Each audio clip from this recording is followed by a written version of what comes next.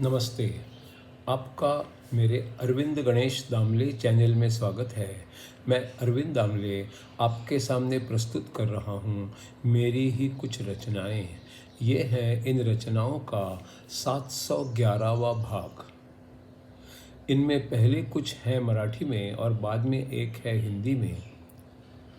आपको ये रचनाएं पसंद आएँ तो मेरे अरविंद गणेश दामले चैनल को सब्सक्राइब करें, लाइक करें, शेयर करें और बेल आइकॉन दबाना ना भूलें।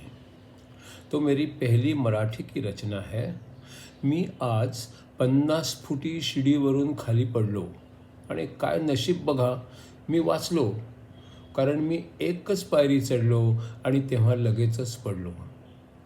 मी आज 50 फुटी शिडीवरून खाली पडलो आणि काय नशीब बघा मी वाचलो, कारण मी एकच पायरी चढलो आणि तेव्हा लगेचच पडलो.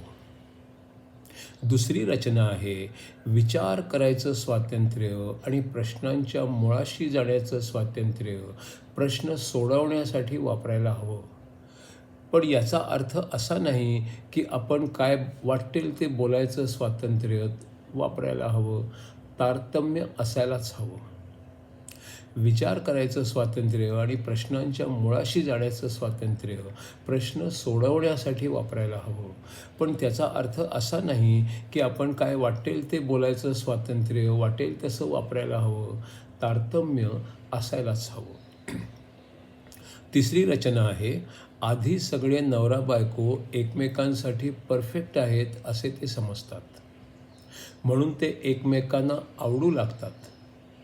मग त्यांना एकमेकांमधील दोष दिसू लागतात आणि मग ते एकमेकांना आवडेनासे होतात. त्यानंतर ते इकडे तिकडे बघतात आणि त्यांना दिसतं की कोणतीच माणसं परफेक्ट नसतात आणि मग ते एकमेकांचा स्वीकार करतात. आधी सगळे नवरा बायको एकमेकांसाठी परफेक्ट आहेत असं ते समजतात आणि म्हणून ते एकमेकांना आवडू लागतात. मग त्यांना एकमेकांमधील दोष दिसू लागतात आणि मग ते एकमेकांना आवडेनासे होतात.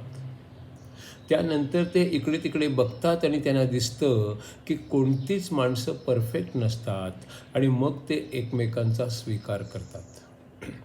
इसके बाद जो चौथी रचना है वो है आर्य चाणक्य की जीवनी और सीख पर आधारित 69वीं कड़ी.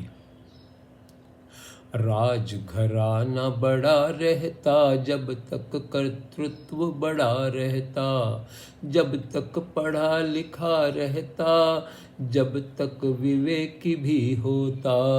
राजघराना बड़ा रहता जब तक कर्तृत्व बड़ा रहता, जब तक पढ़ा लिखा रहता, जब तक विवेकी भी होता. नई पीढ़ी सीखती रहती, नया ज्ञान हासिल करती, काम काज ठीक से करती और प्रजा से प्रेम करती. नई पीढ़ी सीखती रहती, नया ज्ञान हासिल करती, काम काज ठीक से करती और प्रजा से प्रेम करती. जिनको केवल धन चाहिए वे तो निम्न कोटि के होते, धन के साथ मान चाहिए वे मध्यम कोटि के होते. जिनको केवल धन चाहिए वे तो निम्न कोटि के होते, धन के साथ मान चाहिए वे मध्यम कोटि के होते. जिनको आदर और मान चाहिए अपने आप प्रसिद्ध होते, केवल धन सब कुछ न मानते वे ही उच्च कोटि के होते. जिनको आदर और मान चाहिए अपने आप प्रसिद्ध होते, केवल धन सब कुछ न मानते वे ही उच्च कोटि के होते.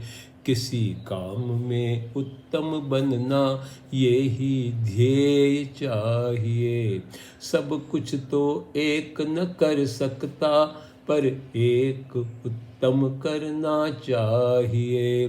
किसी काम में उत्तम उत्तम बनना ये ही ध्येय चाहिए। सब कुछ तो एक न कर सकता, पर एक उत्तम करना चाहिए। कोई काम अत्युत्तम ढंग से करते रहना चाहिए। धीरे धीरे उसी काम में माहिर बनना चाहिए। कोई काम उत्तम ढंग से करते रहना चाहिए। धीरे धीरे उसी काम में माहिर बनना चाहिए।